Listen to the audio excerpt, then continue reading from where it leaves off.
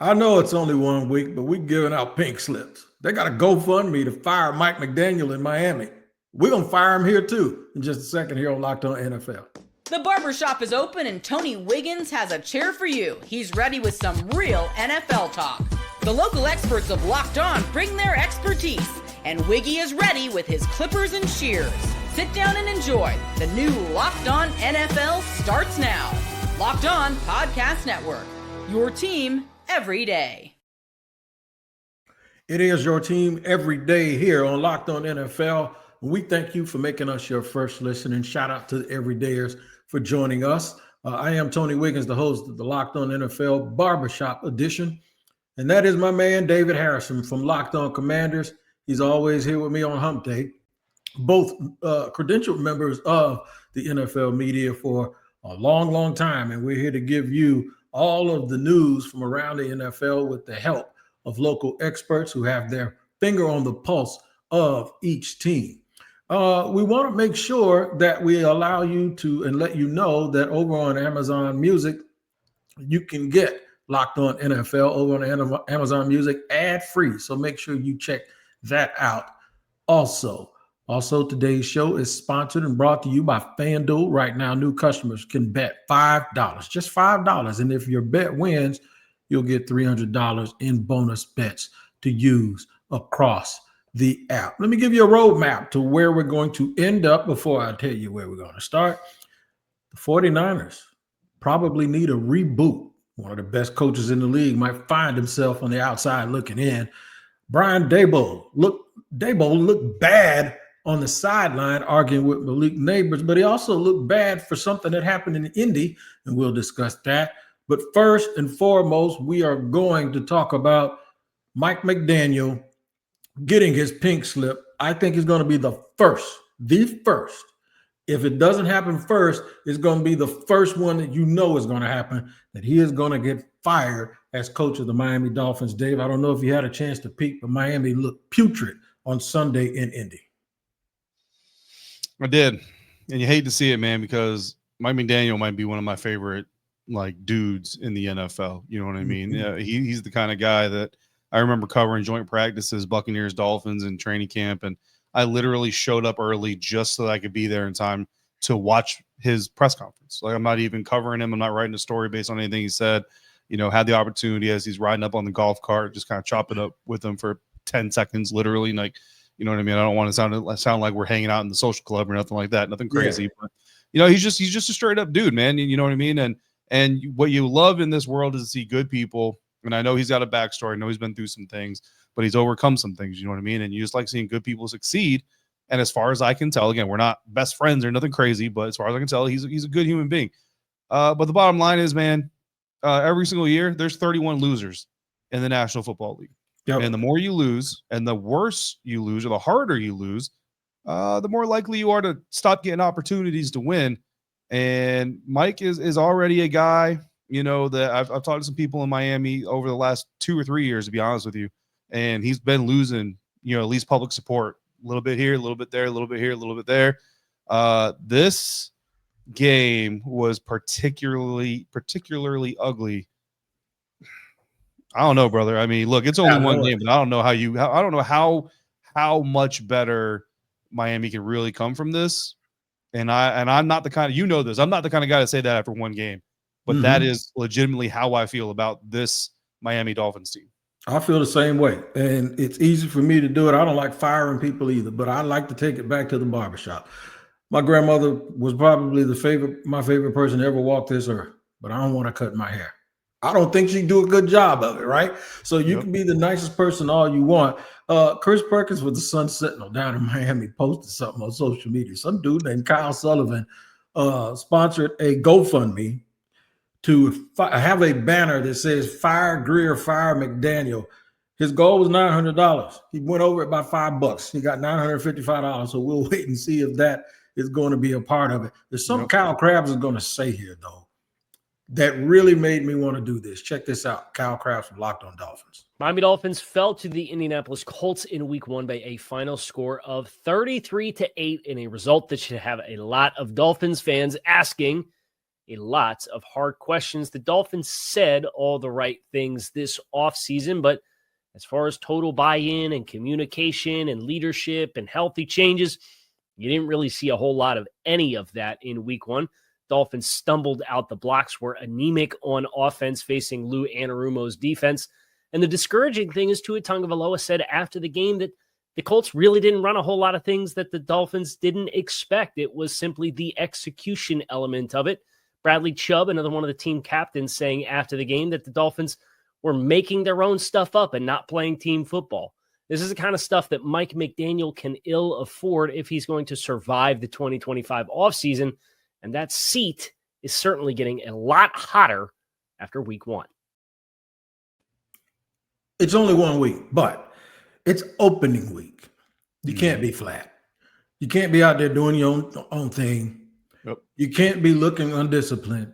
You can't not be executing. You got every reason. It's a new start. Anybody can say it, but you have to actually go out and do it. And I think the writing is on the wall. If they don't improve, I think he's going to be gone. I mean, look, it's culture.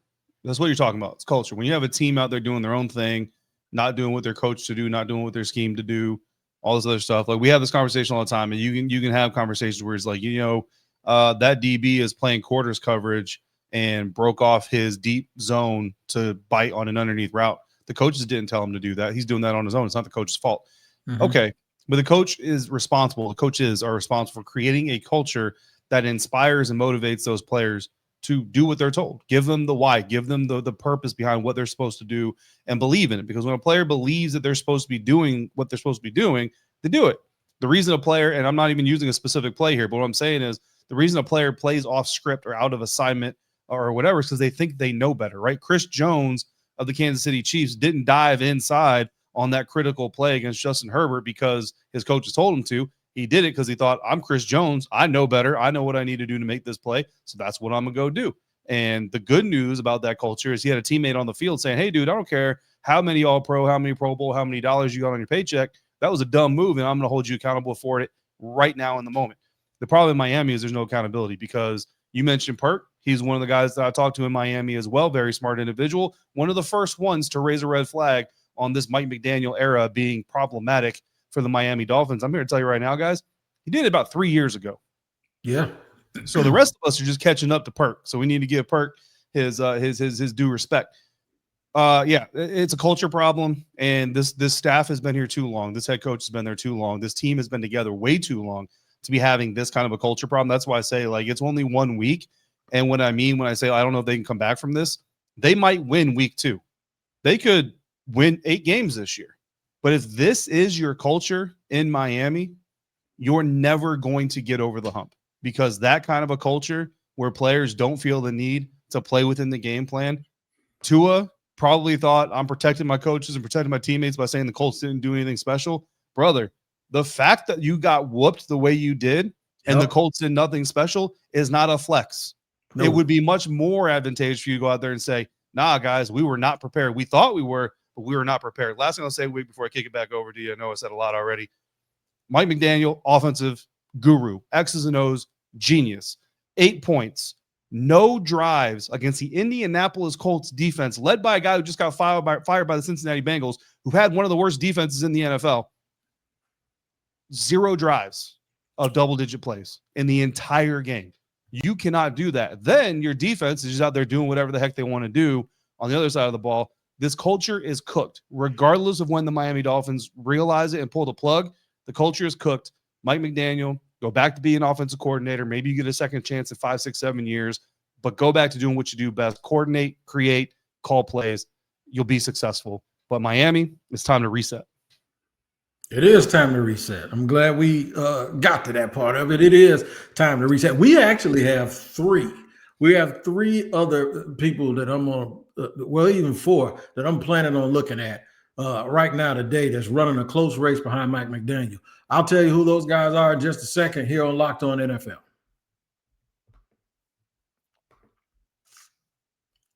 All right, today's show is sponsored and brought to you by FanDuel. Listen up, man. The NFL season is here, and FanDuel is making sure you're ready for kickoff with a can't-miss offer. Right now, new customers can bet just $5 And if your bet wins, you'll get $300 in bonus bets to use across the app. I love using FanDuel because it fits however you like to make your bets and wagers. Player props, building a same game parlay, or even jumping in live as the action unfolds. It makes every game more exciting, whether you're watching your team or just keeping an eye on your fantasy lineup. It's quick, easy, and the best way to add a little more energy to your Sunday. So, are you ready to play? Download the FanDuel app now by visiting FanDuel.com to get started. That's FanDuel.com to place your first $5 bet.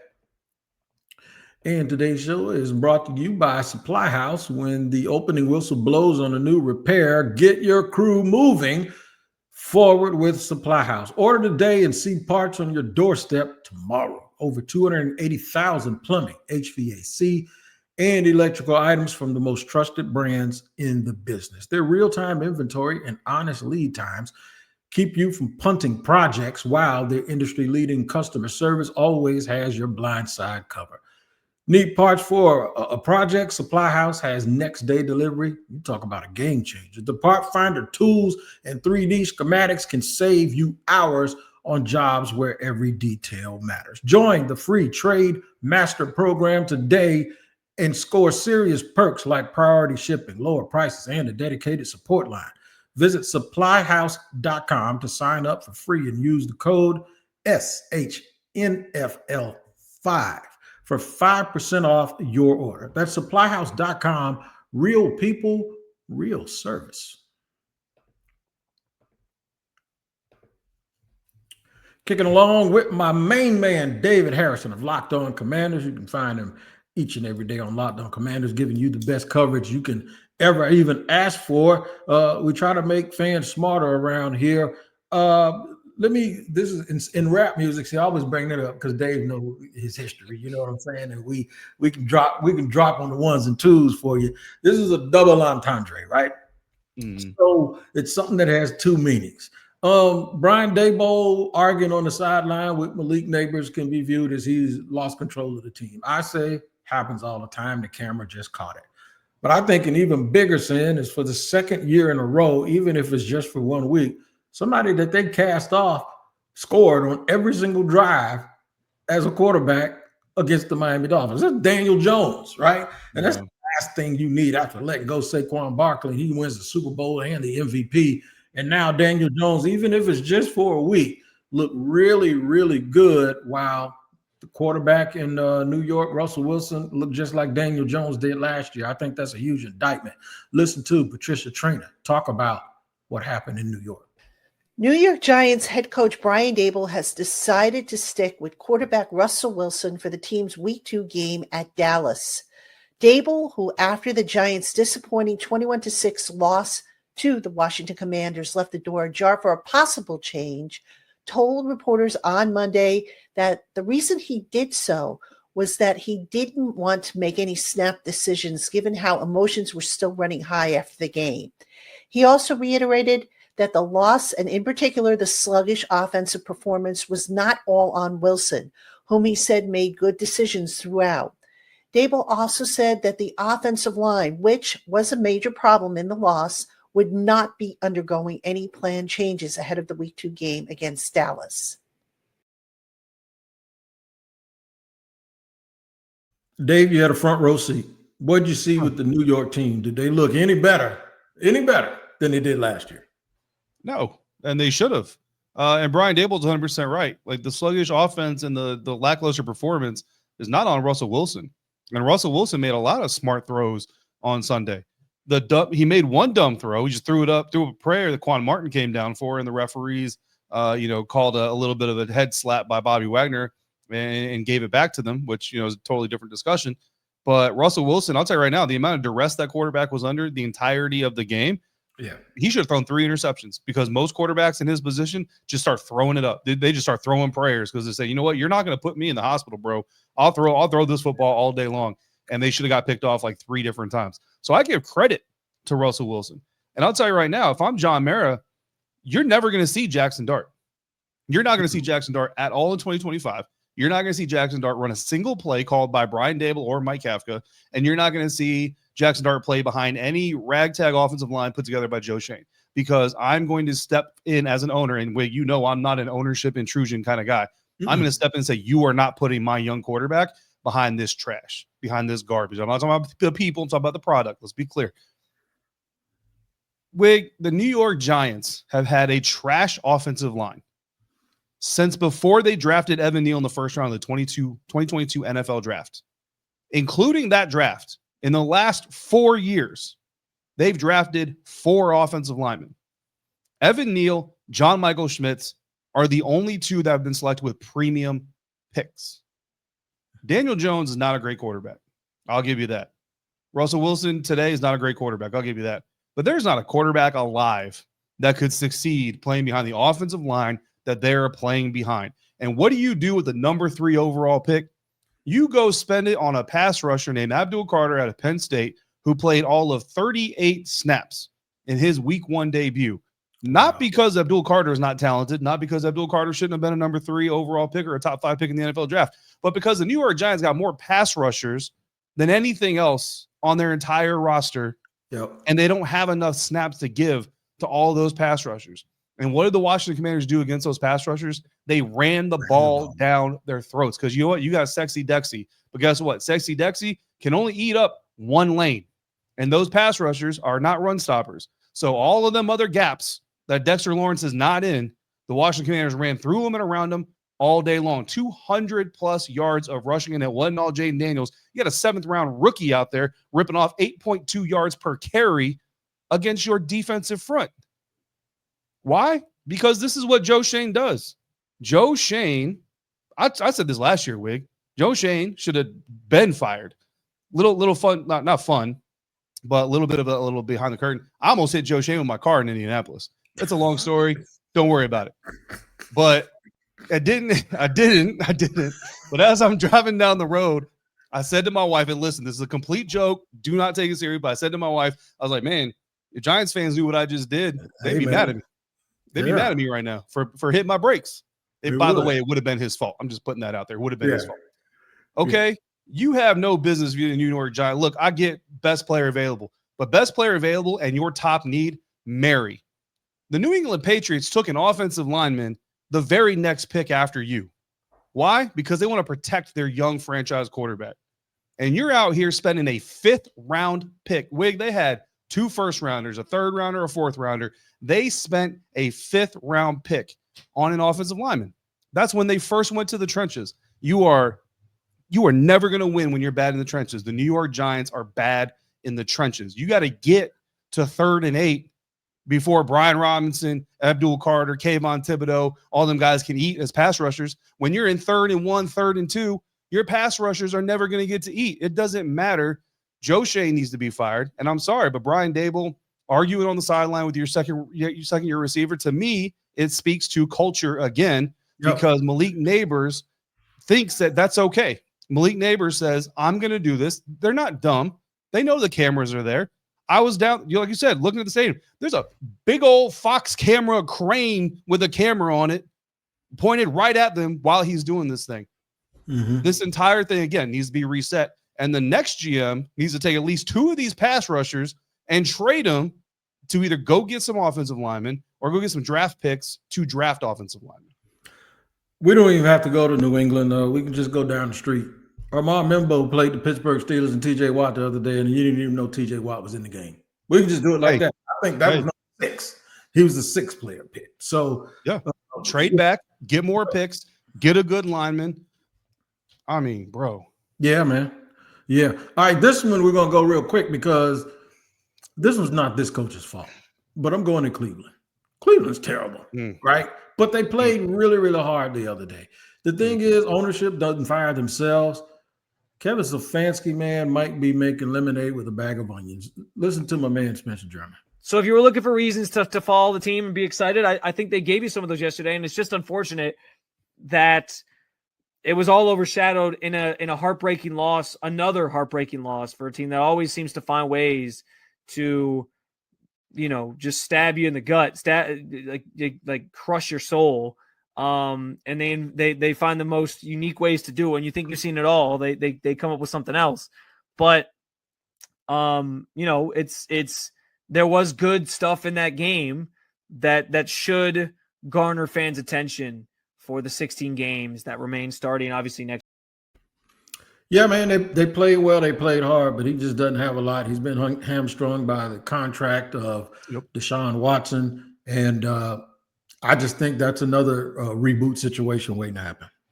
Yeah, but you know what? You need to do it in the eyes of your head coach, 100%. Kevin Stefanski needs to go find him a GM that sees the game eye to eye with him and is going to build a roster in his vision, because Kevin Stefanski is a good coach. And you said it, man. I watched Cleveland Browns last year in person one time. I've watched a good amount of Browns football over the years, a lot of times just to laugh at them. But one thing you cannot deny, that Cleveland Browns team, they play hard for that coach. They do. That needs to matter. They absolutely do play hard. We got two more teams to discuss, and guys that we'll probably be looking at pink slips, but one of them is going to surprise you, and it's the one out in San Francisco where the Super Bowl will be played this year. I can almost guarantee you the 49ers ain't going to be in the game. We'll discuss that more here in just a second on Locked On NFL.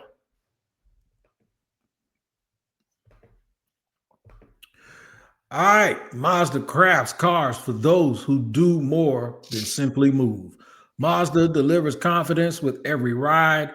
With more IIHS Top Safety Pick Awards than anyone else as of August 25th, 2025. From footwork to breathwork, athletes sweat all the details. Mazda brings the same intention to how we craft every model. You can feel Japanese craftsmanship in every detail, from the metallic accents to available Napa leather upholstery. You can make everyday drives feel like anything but, from smooth handling to intuitive controls. With all-wheel drive standard in every crossover SUV, you can drive with confidence through almost any season. Like our players, we sweat every detail, because when you make every move count, impossible becomes irrelevant. Mazda, move and be moved. All right, speaking of moving, let's move right along here. And I got a fun one. We got to wait till I got to get to the last one, but we got to go through the 49ers first. We talked all off season, every different host, Dave. I think I might have run through it with you, thinking that the 49ers, man, even though they were still top heavy, those guys are banged up. I think CMC's on a pitch count. I know now, because the Jaguars play them in the not too distant future, that they'll be without George Kittle with a hamstring problem. And you know how those can linger. He's going to be out maybe 4 to 5 weeks. And at that end, Juwan Jennings is banged up. I don't know who's going to catch the ball. I don't know who's going to kick either, because I think they got rid of their kicker. They got rid of him. And today, as a fact, right before we started recording this, check out my man Crocky from Locked On 49ers. When I watch Brandon Aubrey line up for a kick, I assume it's going in. When I watch Jake Moody line up for a kick, I legitimately do not know what to think about what's going to happen when the ball hits the ground. Like, did it go? Look, I left out the fact that Brock Purdy's banged up and he's day-to-day. They don't know what's going on with him. Add all that in, and the fact that you can't kick, you can't get easy points. The 49ers look like they're in a little bit of trouble. And it was either you or Chris that told me, you or Chris Carter that told me, don't fool yourself. They've missed the playoffs 4 out of the last 8 years. So it just feels like they've always been there. That is not true. They haven't. Shanny's a good coach, but do you think it's gotten stale? That is my question to you. Yeah, I mean, look, Kyle Shanahan is the Jay Cutler of NFL head coaches. Like, for years, people just with Jay Cutler was like, just one more year, just one more year, just one more year. We're almost there. We're almost there. We're almost there. And finally, almost simultaneously, everybody said, all right, like, this dude's just average. You know what I mean? Kyle Shanahan, look, man, a lot of that stuff, it looks flashy. It looks exciting. You have a really good year, almost make the Super Bowl, almost win the Super Bowl here, you know, whatever. But at the end of the day, man, like, the stuff is just, it's kind of just average. It's just kind of plain. 17-13 over the Seattle Seahawks. I know some people are bullish on the Seattle Seahawks. I'm not bullish on the Seattle Seahawks. If you tell me that Seattle lost this game when they were about to win the game because Sam Darnold made a mistake, and you know how much of that is on him and how much of that is on the defense, whatever, it doesn't matter. Bottom line is Sam Darnold gave that game away there at the end when they had the opportunity to win it. A block field goal, you know, it hurts, because if you're a kicker, you're like, okay, but I can't block for the kick as well as make the kick, but it's like trajectory and all these other arguments. the bottom line is the whole universe is telling John Lynch to move on. Yep. And this is a front office that traded up, drafted Trey Lance, and what, 2 years later, said, oh, that was a mistake. Pull the plug on that. Do it over. Start over. At the most important position in the organization, right? Not the most important position on the roster, but in the most important position in the organization, the head coach who sets the tone for everything, he does not have the same lens. He's clouded, right? I believe in Kyle. I believe in the system. I believe in this. I believe in that. That's fantastic, bro. It's not working. Kyle Shanahan had a worse record than Anthony Lynn when Anthony Lynn was fired from Los Angeles years ago. Yeah. San Francisco said, we're going to stick with it. All right, man. But it hasn't gotten you anywhere. It hasn't gotten you anything. The good players you have on this team are starting to get older. They're starting to get more fragile, more compromised. And there's no replacements for them. They gave the ball to Christian McCaffrey 31 times against the Seattle Seahawks. Unreal. And produced 17 points. Even if Jake Moody makes his kicks, they produce 23 points. That's not good. And you're going to run Christian McCaffrey into the ground to do it. Yeah, the whole thing, like I said, the 49ers are another team. They need to blow this thing up. And John Lynch needs to be the one to blow it up before he gets blown up with it. Yep. And I'm going to tell you something else to add to that. And this is another little caveat. Over the last 3 years, they've been doing this with a quarterback that was the last player picked in the draft, which means he wasn't making a bunch of money. Now that he's gotten his extension, they actually have to try to continue to build this team with less resources. You can't do it with a whole bunch of money. I know damn well you can't be like Florida and James Evans on good times and do it with a little bit of money. All right, so now I got to let you know this before I show this. Mm-hmm. We are always grateful for you here on Locked On NFL. We're really grateful when you tune in to both shows, the Barbershop and the Madman Tyler Rowland early in the morning. I left Tyler here for last because we had to tell you that so you can tune in to Locked On NFL. This is a long clip, but it's funny. To me, it is, probably because he's in my division. But Tyler, he's not the biggest Brian Callahan fan in the world, and he really isn't after something that happened this weekend. Check this out. Brian Callahan was a disaster against the Denver Broncos, but his press conference on Monday made him look entirely clueless. We have to talk about the biggest controversy of them all, and it's the elbow catch by Alec Iomanor on the sideline. Would have been a 20-yard gain, would have been an explosive pass play, would have given the Titans a first down late in the game when they absolutely needed to get something going, but Brian Callahan didn't challenge the play. And I think what's most frustrating for me going back through the tape is you could see on the sideline Amani Hooker, not a coach, the Tennessee Titans safety, Amani Hooker, is literally going to the referee and he goes, that's a catch. And then he points to his elbow and he says his elbow is in and he points at the field. Amani Hooker knew that rule on the field. And not only did the Tennessee Titans head coach not know it, but the guy that the Titans hired to be Brian Callahan's spotter up in the booth, he didn't know it either. And again, that mistake in and of itself is embarrassing. But I thought Brian Callahan embarrassed himself even more on Monday in his press conference. So his initial answer when asked why he didn't challenge that, or yesterday at the press conference, he said that he didn't get another foot in. Well, Brian, if you look at NFL rules, it says that if any body part other than your hands and feet are in bounds, that's a catch. So David, Tyler Rowland has had it with Brian Callahan. I mean, he's had it. He's done. It's enough. I'll tell you, there's 3 reasons that the Tennessee Titans need a new leader at the top. And I think we talked about this last year during the offseason, maybe. And I'm going to start with the most important one. And that is that Brian Callahan is the miracle whip of head coaches. That dude is about as bland as they come, with no flavor, no nothing, no excitement, which makes sense why you had Will Levis as a quarterback. But again, man, this job, like head coach, is not about X's and O's, it's about leading men. Yep. And Brian Callahan is, I mean, I've yet to be proven wrong with that take. That's number one. That's number one reason. Number two reason, they got my guy Chim DK out of here. 1 target, no catches. 1 carry for 9 yards. What are we doing, man? What are we doing? You drafted this dude in the 4th round, and I know that most teams, 4th round receiver, you're just not going to be heavily involved. You're the Tennessee Titans. That 4th round receiver should be getting at least 5 targets a game. Also, just a little side note, Calvin Ridley. This is the year Calvin Ridley finally 4 catches, 27 yards. No, it's not. The final thing, Wig, why the Tennessee Titans will never be successful is because our dude Tyler Rowland has a Titans jersey with his last name and the number 8 hanging on his wall. There's only one number 8 that should be wearing the Titans jersey, Tyler, and you know that's my dude Marcus Mariota. Until you take that jersey down, the Tennessee Titans will never win a thing, my friend.